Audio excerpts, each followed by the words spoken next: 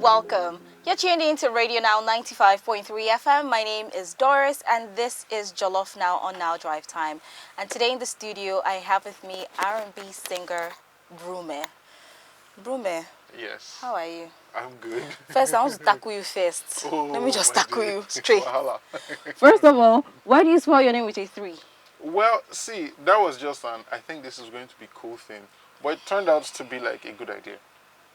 It turned out to be a good idea. When I was sent your name, I was like, Brum3h. Brum3h.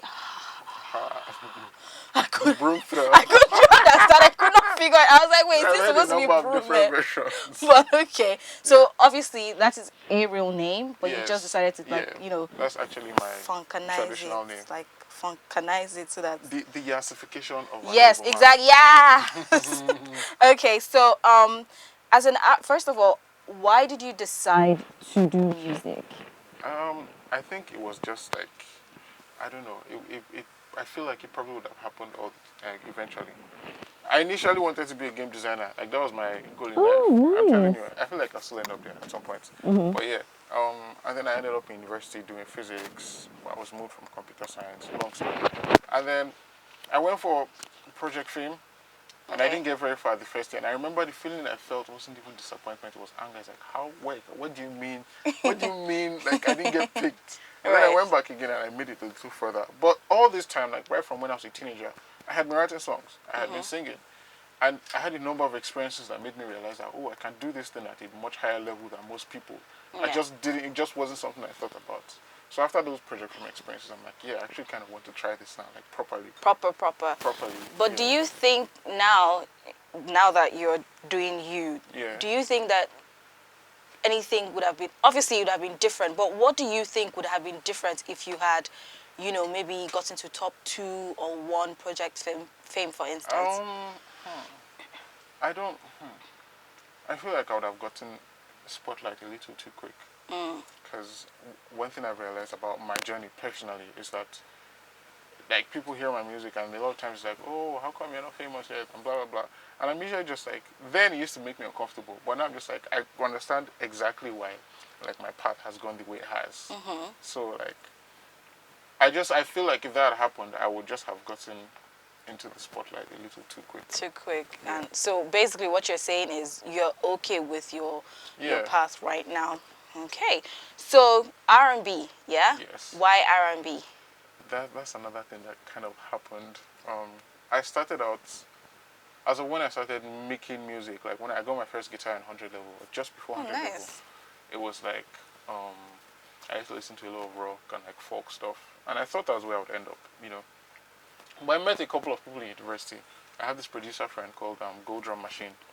He was my first musical partner. He put me onto The Weeknd and James Fauntleroy and a bunch of other people and stuff. And then there was also meeting Tori and Cess. Cess heard my voice and said, I'm going to make you an R&B guy. I'm like, what? Leave me alone. But they just kept sending me certain types of beats. At that time, I hadn't started producing myself. So it just kind of became that, based on what I was hearing, based on the people I was around and who they were listening to, just kind of, it was a very natural transition to being someone who does R&B. Okay. Yeah. So what types, like, for instance, I don't know, because I don't know how to sing, to be honest. Only if like I'm in the bathroom, I'm like, I said fire. Come on. To the Let's have it. I don't know the lyrics right now, but what are the things that inspire your music? I mean, life in its broadest form. It's life. But I've always been, when I first started writing, this was before, like when I was a teenager, before it was a thing, like a proper profession, quote unquote. It was just, I wasn't the most outgoing kid. Like I was quite shy, So it was just like stuff that I would want to say to people, I'll just write. And even till now, it's like me writing and the things that inspire me is an extension of that. But it's not always my own stories. Like sometimes it's some stuff that happens to people I know, or something interesting I see in a film. Like there's certain songs I've written based on, I'm like, what if I wrote from this other person's POV in the film and stuff like that. So it's just everything, really. Okay. So your first single is You Don't want me. Yes. And, you know, when you see that, you're like, oh, somebody broke his heart. What happened? What inspired that song? You Don't Want Me is inspired by a very interesting situationship that I had. Oh, okay. Give us a juice. This thing went on for like 2 years. Okay. About, give or take. So I met this person. Funny enough, after I think my second project film audition, like we just kind of hit it off. I was like, oh, okay, what's going on here? And stuff. She was like 2 years older. Okay. And it was weird. We're a thing, but then we also weren't a thing. And I used to hear things like, oh, I like you too much to like be with you. And stuff. It was long. Do you understand? It was very long. You just get to be and all of that. But then when we would hang, like it's all fun and games. Very much is not you, is me. I'm telling you. Until I start to talk about how I feel about this person. Whereas like at some point it was not like that. Am I a sneaky link? Is that what's happening here? You're a sneaky link. It seems so. I just came to the realization that I was just like, oh, what's good? What's going on? Come and show. I would listen to music. I would just be like, woo, a great time. But like if I start talking about anything else, like, yeah, I'm not with this. Behave yourself. Hey, wahala. So yeah, that was the situation that inspired that song. So when the song dropped, did you tell the person, yo, this song is about you? Did I tell her? No. Well, it's not the first song I'm making about that person. Are you serious? It's not the first song. No way. But yeah, but did she have like any idea that the song is about her? I don't know. She might have clocked, because now we're friends. Now we're just guys. Right. So we talk, and like she listens to my music. Right. So she's probably clocked. Because she's not, she's not ahead. I hear you. So, I mean, R&B now these days I've heard people say things like Afro R&B, stuff like that, right? But we'll get to that. Okay. But who are the people that you would like to work with, whether internationally or homegrown? Homegrown. There's people. Homegrown. Definitely want to work with Tewa. Want to work with Loje. I think Loje is a brilliant writer. Bloody brilliant writer. Who else? The list is long. If I'm being honest, I like this kid, King Madi. I think King Madi is brilliant. I want to work with King Madi. My list is plenty. It's long. Let's see. Okay, outside, I want to work with Sir. Definitely want to work with Sir. I want to work with her. Oh, that's becoming a pattern. St. John. There's plenty. St. John. Post Malone. Frank Ocean. Frank Ocean is dad. Frank Ocean is dad. That's Papa. I'm telling you. John Bellion. The list is long. It's long. I hear it wrong. You're even struggling because you're like, who should I like? Who's traffic top? Jam, yeah. What's happening? But it's great to know that there's a long list, so you know that if this one does not. But then again, have you ever like sent like a DM, like shooting your shot? No, I haven't. Why? I have this weird philosophy that I will meet all these people when I'm meant to. I'm very like. It will happen. Don't worry. So, should I say period per? I mean, might as well. Right. Even at shows when people are going to take pictures, for me it's just like I'm seeing the human being. Like this person's probably tired, and we're going to meet at some point in life. So, like, right. Enjoy it. Like when I get there, it's just like it will happen. It will just flow. Yeah, it will feel natural. Very natural. Yeah, I quite agree with you. But are you signed to a record label? No, I just have management. Great. Do you think you want to be signed anytime soon? Would you like that? For me, it's not a matter of anytime soon as per like, if I wanted to be signed, like knowing what I know about the industry, there are certain things I would like to have in place. There are certain milestones I would have liked to pass on my own, like as an independent artist, just so I could have better like bargaining power with like a record label and stuff. I like the way you think, to be very honest. I like the way you think. So if you were to choose, I like to ask this question. There are two questions I like to ask, but you will hear the second question later. Okay. If you were to have like a magic wand and you were to choose a record label, which record label would you like to be signed onto? Homegrown or international? Both. Homegrown. Let me think. It would probably be Mavens. They seem to have a solid structure in place. International, off the top of my head, first name that comes to mind is Love Renaissance. They have Summer Walker and Black and Division as well. So they're very like R&B centric. So I think that would be interesting. Another interesting one would be TDE, where Kendrick used to be. Okay. That's another label. That's where Caesar was. His idea. I wouldn't mind being in any of those places. I like the fact that you know exactly what you want. There's nothing as important as knowing exactly what you want for yourself. It's necessary. It's very necessary. Okay. All right, you're tuned in to Jollof Now on Radio Now 95.3 FM. My name is Doris, and I have with me in the studio Brum3h. Oh, wow. Oh, you joined them. I'm done. Let's go on a quick break, and we'll be right back.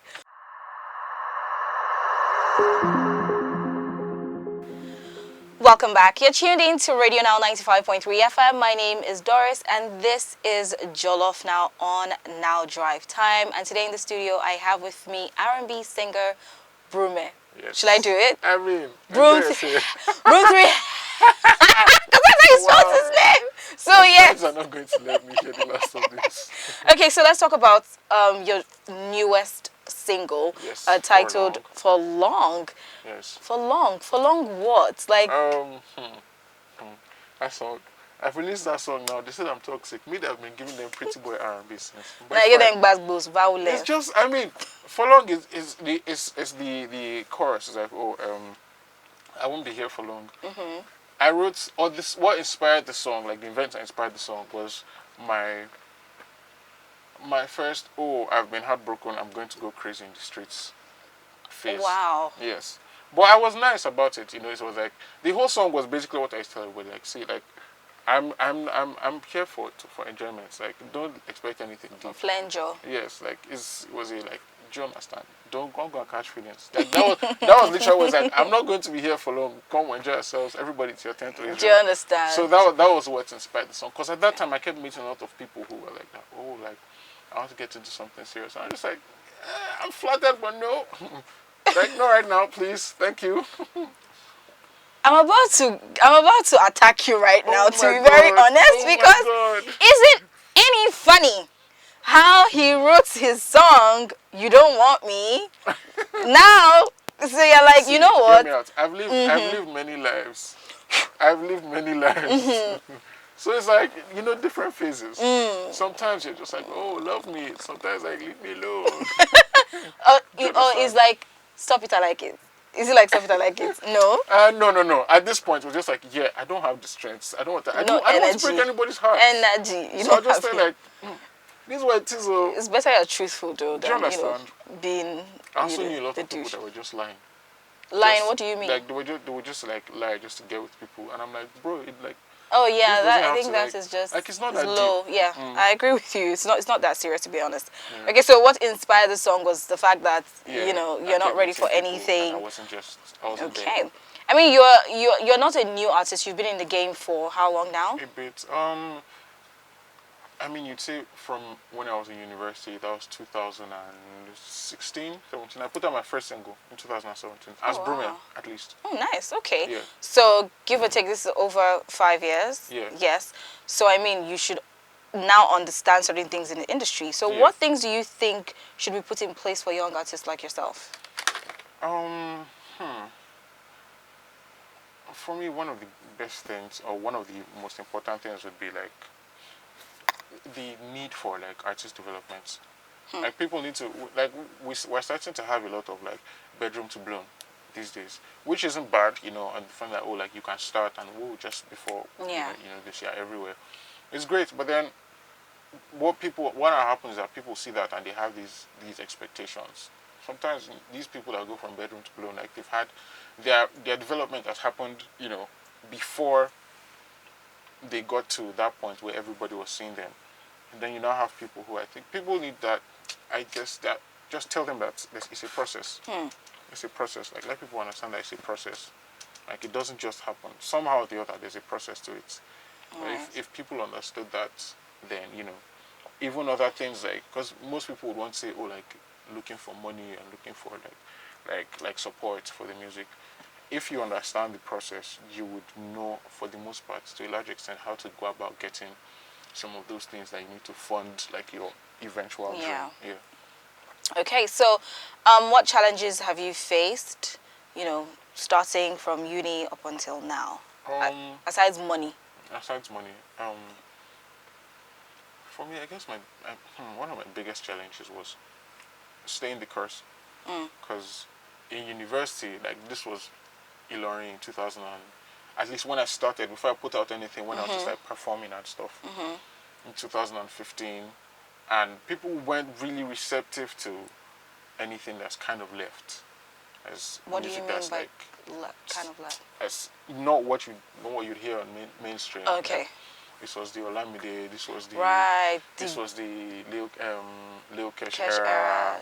Madam Do you understand? It was that was slightly before, but it was still a staple. Like you would still hear Damandro, like it was still a staple at that point. And I remember people asking me that, oh, how are you going to like this your music? Like how are you going to push it here in Nigeria? What's going on? Like is there a market for it? And all that type stuff, But I kind of stayed the course, and that helped me because it gave me a thicker skin for a lot of everything else that I've had to face. Apart from that, I'm more of a live performer. Like when I have to do shows, like I'm the guy who would either like to go with my guitar, or at some point in 2019, I was going around with a band, like a full four-man band. Yeah, it was stressful. I really enjoyed it, but it was very stressful. And there wasn't always like that support. Like I'll get to a show and I'll be like, oh, we don't have backlines for your instrumentals. I'm just like, people are stressing me. What are backlines? Like that's like where like my guitarist or my pianist will connect into okay, yes, okay. The house. They'll tell you that, oh, they didn't have like the provision for that. Even when I'd asked, I'm like, I'm just trying to give you guys an experience. Allow me, please. It's actually quite frustrating. So yeah, it was a bit. So those are like my major challenges. So are they still challenges now? Because I mean, you had said as at the time you started, it was the Lil Kesh era, and now it's 2023. Yeah. Do you think that the acceptance has been better now? Oh, no, definitely. I know that the soundscape has not necessarily changed, but widened. Okay, widened. Okay. So there's more space for a lot more stuff now. So it's easier to have some of these conversations that need to be had.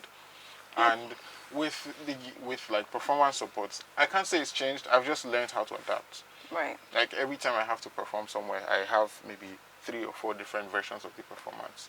Like if I have the resources to pull together a band, like okay, this is this version. If I go there and they don't have anything, I have to use my backing track. I have a version for that. Sometimes I'm like, okay, maybe I'm just going with my guitar, or maybe I'll go with one instrumentalist if I don't feel like playing myself. So I've just learned to adapt. You're like a Doja Cat right now. I mean, because she has different versions of. I'm telling you. Yeah. Okay. Great stuff. So as an R&B singer, what other genres would you like to try? Would I like to try? Have I tried Afrobeats? Definitely, because there's a very easy connection between the both of them. Okay. I used to rap a little bit. I feel like it will come back at some point. Okay. In the future. I've done some lo-fi. I've had to make country music once or twice for a project. I've done some orchestral stuff. I've done on piano because that genre is just so beautiful. Right.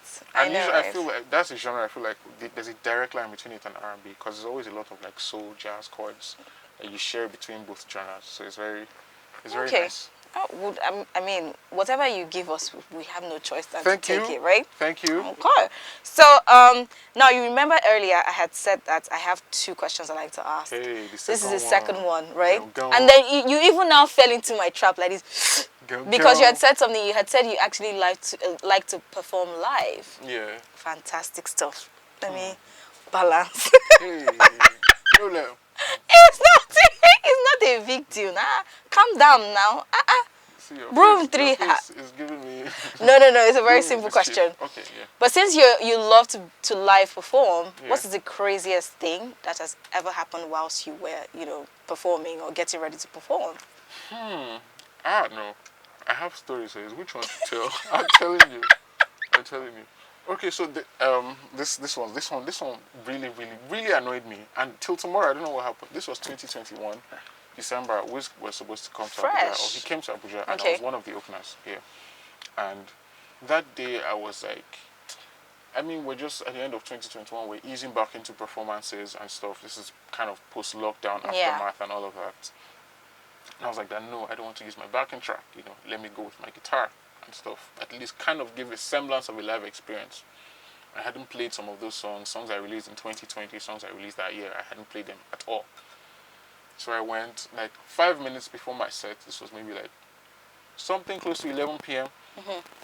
I go up, I check my guitar. I'm like, oh, everything's good, everything's fine. And they're like, oh yeah. I'm like, I tell the sound engineer, all good.